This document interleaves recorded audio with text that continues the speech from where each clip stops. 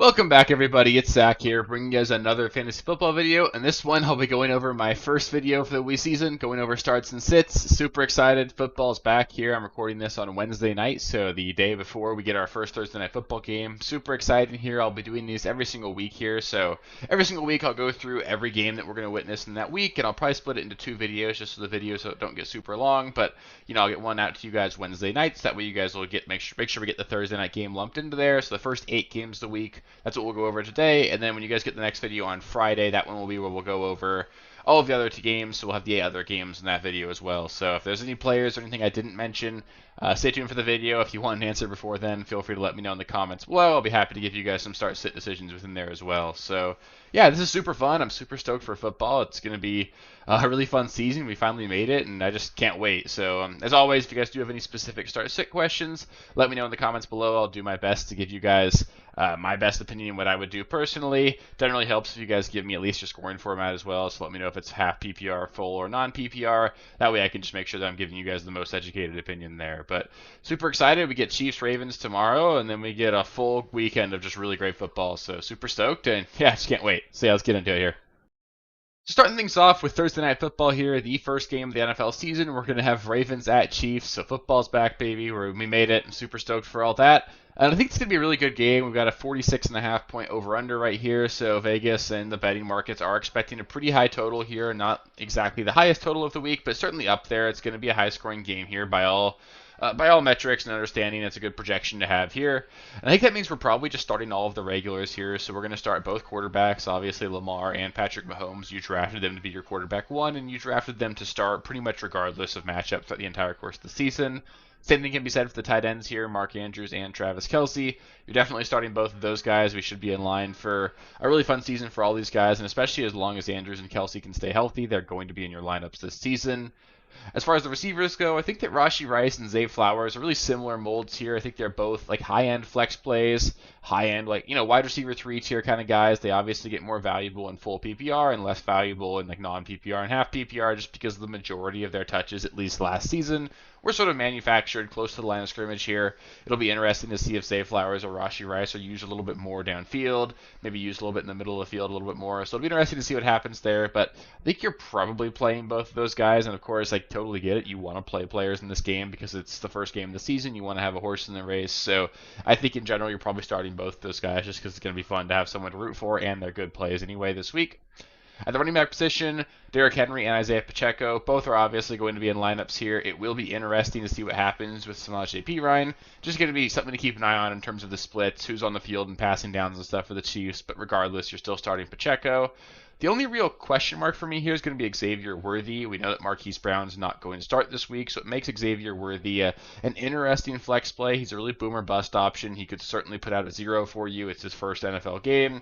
Not exactly the easiest defense ever to go up against in the Baltimore Ravens either. So I think I'd prefer to sit Xavier Worthy if I can. But if you're in a deeper league, if you really just passed up on wide receivers and you have to start Worthy, you definitely can do it. But I'd prefer not to.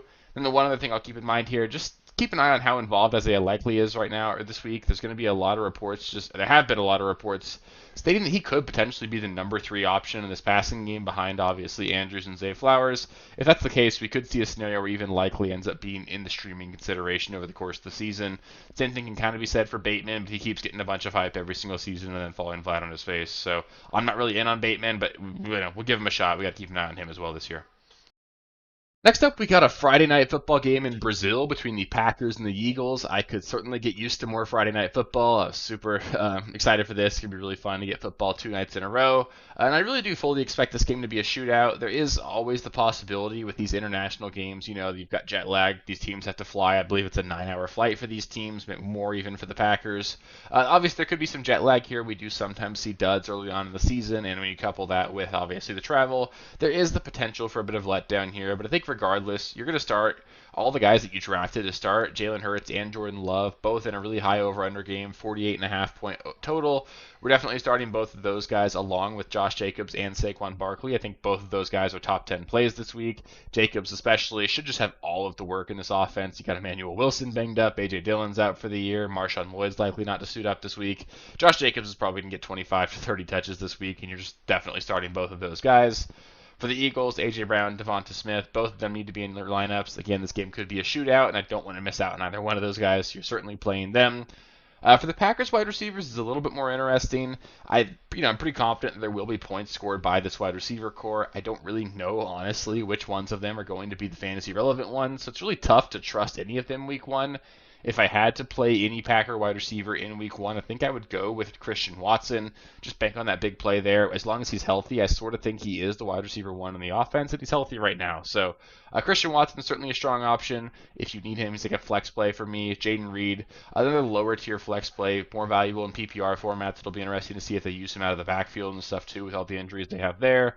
So you could do a lot worse than Jaden Reed. I'm probably sitting Romeo Doubs and Dontavian Wicks. Doubs is a little bit banged up. I want to see Wicks' role before I trust him at all near my starting lineup. So not playing Doubs or Wicks, and Watson and Reed are like flex plays if you need them. And then Dallas Goedert of the tight ends.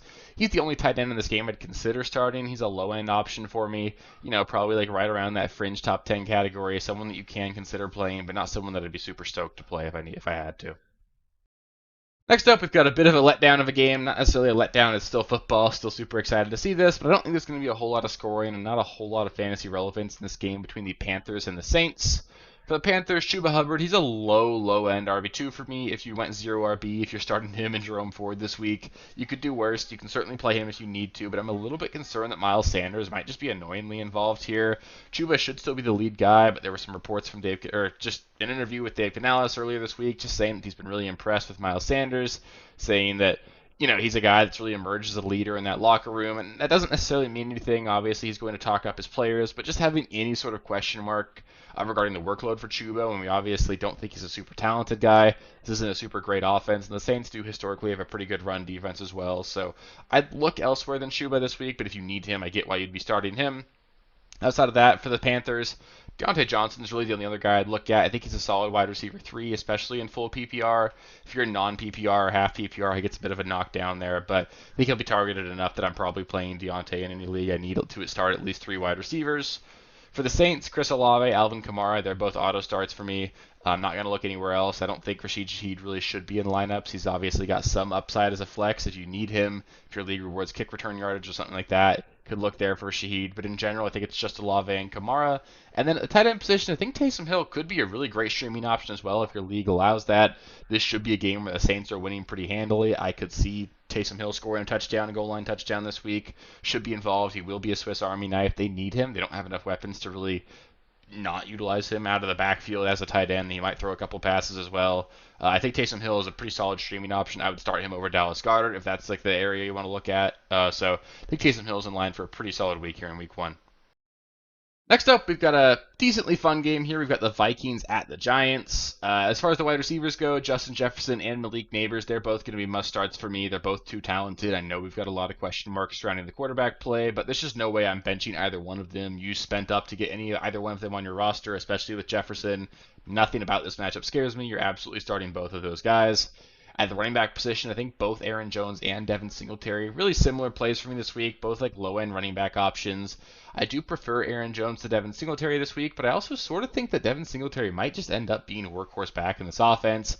You've got Brian Dable this week saying that they view Devin Singletary as a really talented running back, a 3-down back, and a guy that they do view as like a focal point of the offense. So I think Singletary might actually be a guy. He's not super talented, but he's good enough. He's going to be hyper involved in the offense. Not a lot of weapons there. He could catch a lot of passes as well. I think Singletary could end up being a pretty good value this week and just in general over the course of the season. And then beyond that, if you want to look at the other wide receivers in this game, I think Jordan Addison is the only other one really even worth mentioning.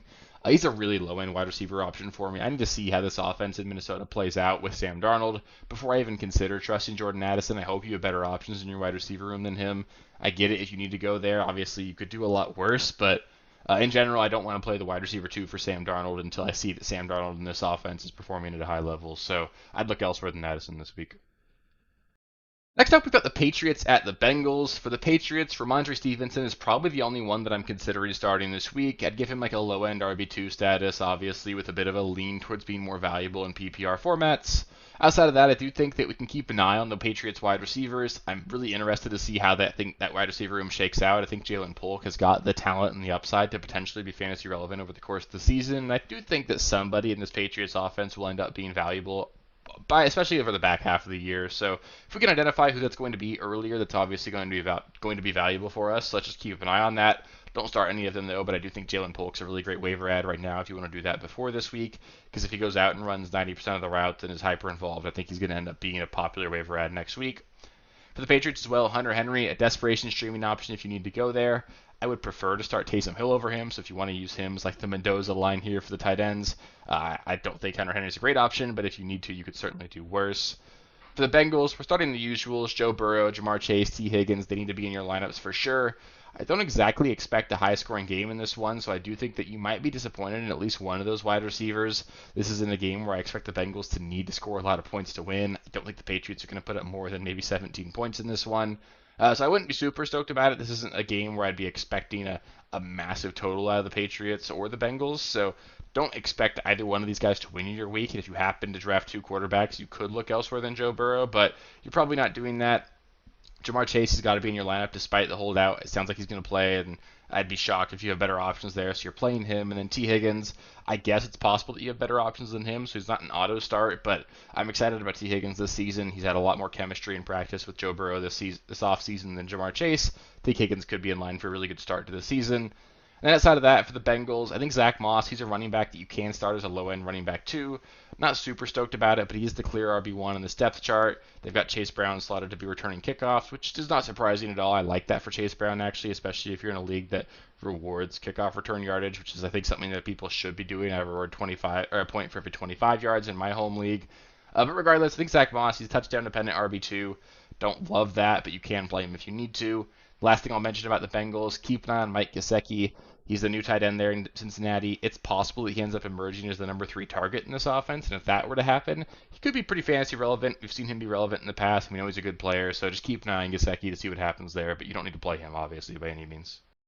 Next up, we've got the Steelers at the Falcons. Likely going to be another low-scoring affair here. We've got two should-be-good defenses, and not exactly offenses that we expect to be super high-powered. The Falcons a little bit more so than the Steelers this year, but Najee, for me, for the Steelers, he's going to be a low-end running back, too, for me. I'd bench Jalen Warren, just because he's coming off of that hamstring injury. I know he's going to suit up in this one, and obviously he's a talented player and could PPR his way to being relevant, but I don't see a world where he comes out here and has a really great week, and it's not a fantastic matchup, coming off of an injury. There's no way I'm starting Warren this week, and Najee's nothing more than like a low-end RB2 for me.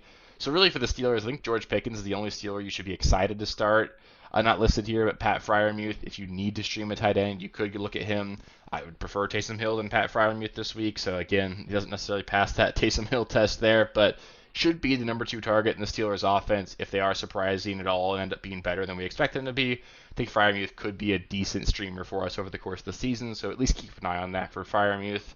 For the Falcons, Bijan and Drake London, obviously auto starts. You drafted them in the first 2 rounds. You're starting them for sure. Kyle Pitts, he's probably in your lineup as well, but it popped up that he's dealing with a hamstring injury. I don't trust it at all. It's a really tough matchup against the Steelers. They've got Patrick Queen now, really high-end coverage linebacker. I don't love it, but I think you're probably starting Kyle Pitts. There's obviously a lot of things that can go wrong there. And then I'm going to sit both the quarterbacks in this one. Kirk Cousins is a little bit better of a play than Russell Wilson in this one, but again, I just don't trust the matchups. I need to see these guys perform at a high level before I even consider streaming them. Next, we've got a really fun one between the Texans and the Colts. We've got the Texans going to Indianapolis here, and just what a fun game this should be. I think for the Texans, we're definitely just starting everybody. C.J. Stroud, Joe Mixon, Nico Collins, Tank Dell, even Stephon Diggs. I'd be shocked if you're benching any of these guys. This should be a really up-tempo, high-scoring game. The Colts are going to run a lot of plays every single week, and that means that in turn, their opponents are going to get to run a lot more plays every single week, and I think the Texans will be more than capable of putting up points on this Colts defense. I'm definitely starting all my Texans, and it even puts Dalton Schultz in as a streaming option for me at tight end. I'd prefer Taysom Hill, so he doesn't pass that test, but I do think he's a decent streaming option if you need to go there. For the Colts, Anthony Richardson, along with Jonathan Taylor and Michael Pittman, obviously going to be in your lineups this week.